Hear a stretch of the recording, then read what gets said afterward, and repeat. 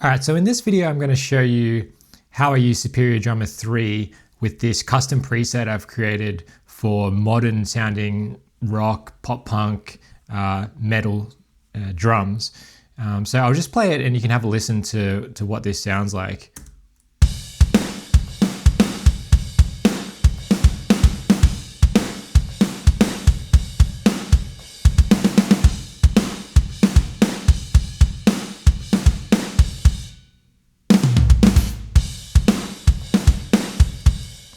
Cool, so you can hear it's like super punchy sounding. And I'll show you what I'm doing to achieve this. So the main things are stacking samples on the kick and the snare.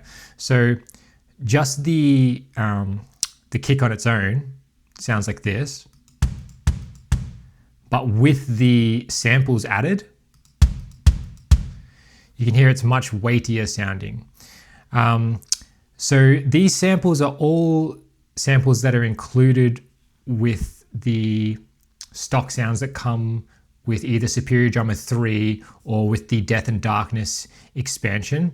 So if I right click on each of these, you can see this is Death and Darkness kick 1, Death and Darkness kick 2, the meat kick, grunt kick, punchy kick, and so on. The only one that isn't included in either the stock library or the Death and Darkness library is this kick here, which is included in the Pop Punk EZX expansion.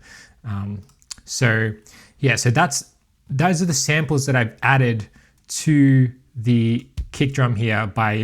You can add a sample by right clicking, going more, add to open, and then you can select whichever kick you want, and then say stack on open, and that will add it to your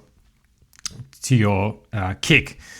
And so with the snare, I've done a similar thing. So you can see here, I've added it to both the center articulation and the rim shot articulation. And again, that's just the snare on its own. And that's the snare with these added samples. So it just has a lot more crack and a lot more body to it with these samples added.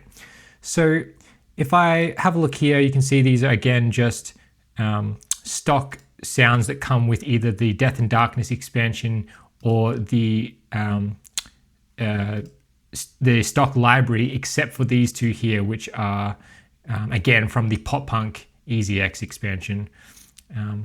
So I'll show you again what it would sound like if I go into my mixer window here, just muting all of the extra samples that I've added. Let's just listen to what the kick would sound like, or this whole kit would sound like without these samples added.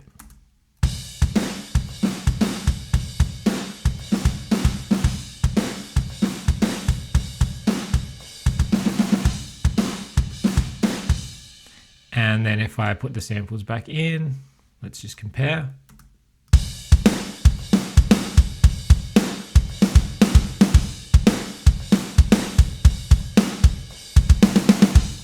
Cool, so to me, that's already sounding like a very finished kind of drum sound, similar to what you'd hear on a lot of modern rock and pop punk records these days.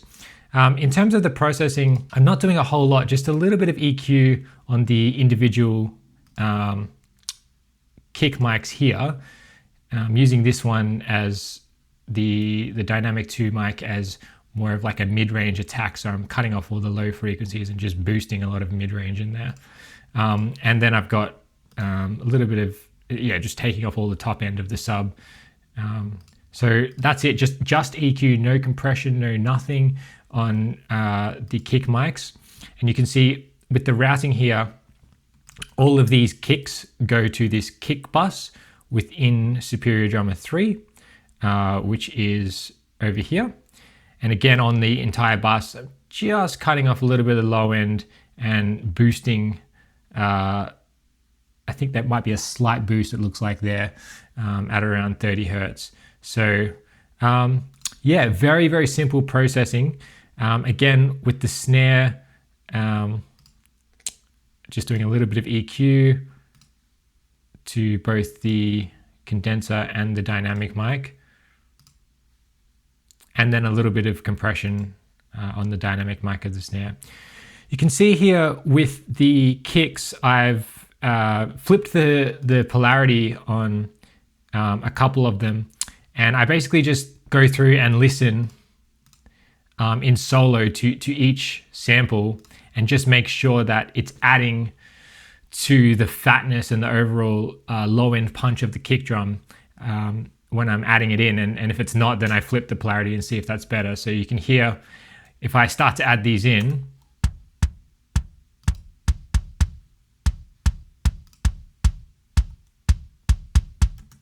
they add punch. If I flip the polarity,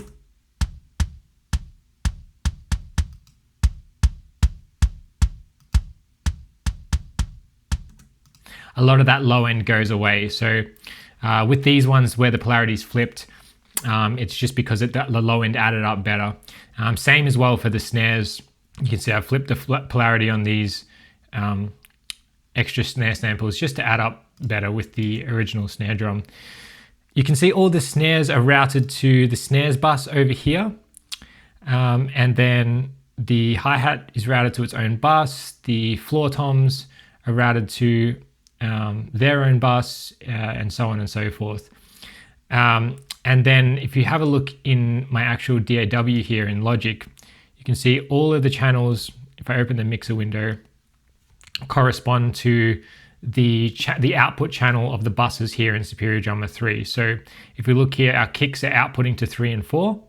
And then if we look in Logic, the kicks channel here is Superior Drummer 3 and 4. Snares outputting to 5 and 6. Again, snares outputting to 5 and 6, and so on. And so that way, when I hit play,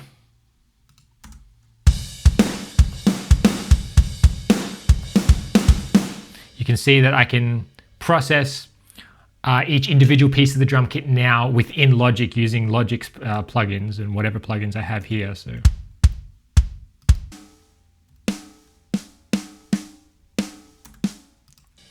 So let me show you the other thing I've got going on here with the overheads and the cymbals. So if we take a listen to this overheads bus,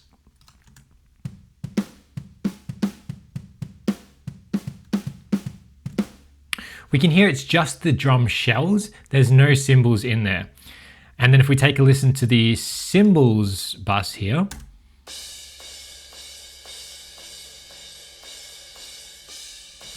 we can hear it's just the cymbals and no drum shells, which is awesome. It means I can process the cymbals separately to the shells. I can turn them as low as I need to in the mix, and they're not going to get too harsh and too loud.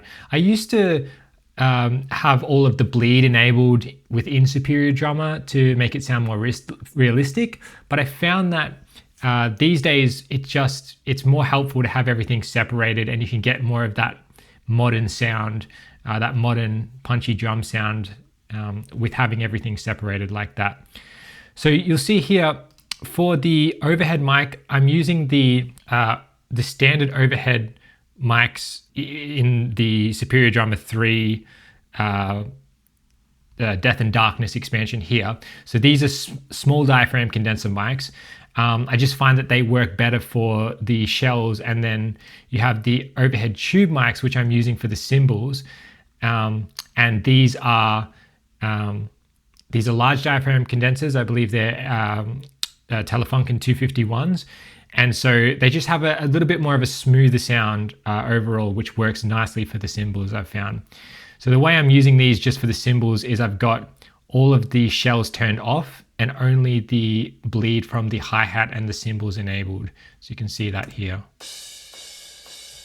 And then same thing for the overheads. The way that this one works is all the shells are enabled, but all of the cymbals are turned down and turned off.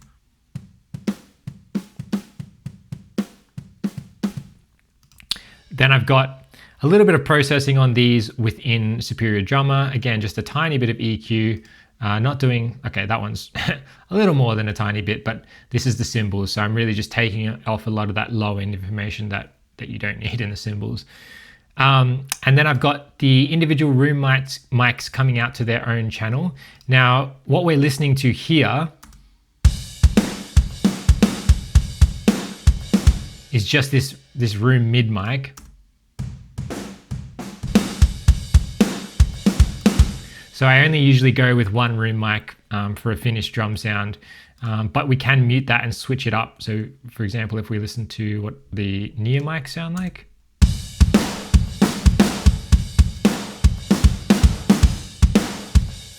or the far mics.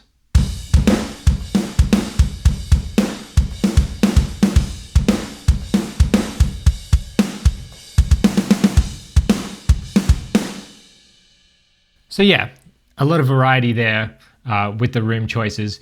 And again, on these rooms, I've only got the shells. I don't want any cymbals, any cymbal bleed in the room mics, because that way I can add a bunch of compression or distortion, blow up these room mics and not have the cymbals just getting super loud and super piercing. So for example, if I just add like an 1176 to this, and just mash that, actually I'd probably go fast attack, fast release.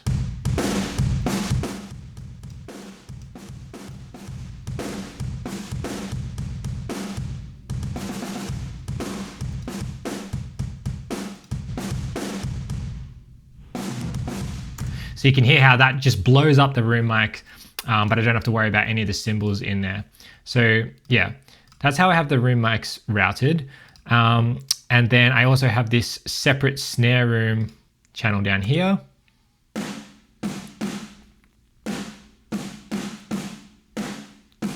So this is coming from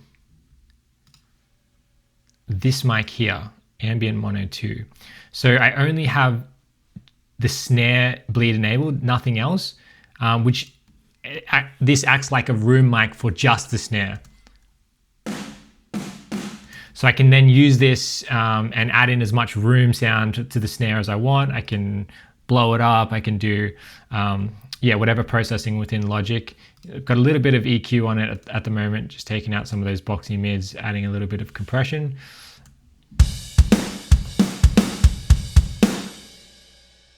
And yeah, that's about it for the room mics. I've also got this Ambient 101 as just a kick room mic, which goes to this kick room channel here. So if we listen to that,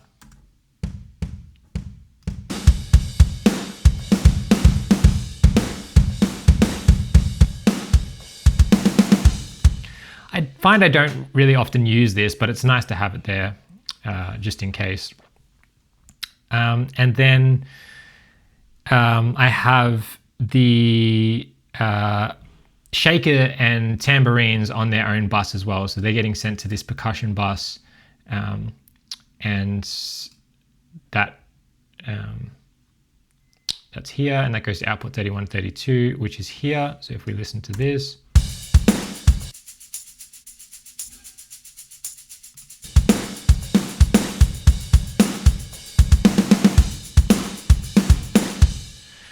so yeah, I found that this template's worked really well for just being a great starting point. Very minimal processing, as you can see within Superior Drummer, just a little bit of EQ here and there and a tiny bit of compression on a couple of the room mics. And that's it. No processing within Logic.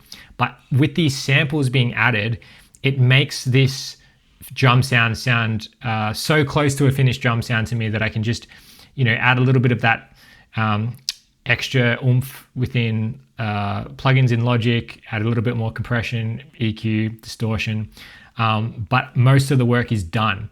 And so I've been loving this template here in Death and Darkness that I've created just for doing modern pop punk productions, and yeah, any kind of modern rock. And I do also use this as well in conjunction with live drums. So sometimes I'll have live drums in a mix, and I will use Superior Drummer as like a supplement for adding samples to those live drums with this exact setup. So I might make another video where I show that.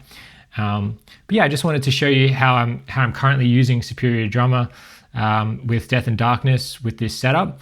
And what I'll do is, if I can, I will leave a link in the description to download this exact template. So if you have the Death and Darkness expansion, then you can simply download this template, load it into your Superior Drummer, and you can start mixing with this exact template. So hopefully that's helpful. And yeah, I will see you in the next video. Thanks so much for watching.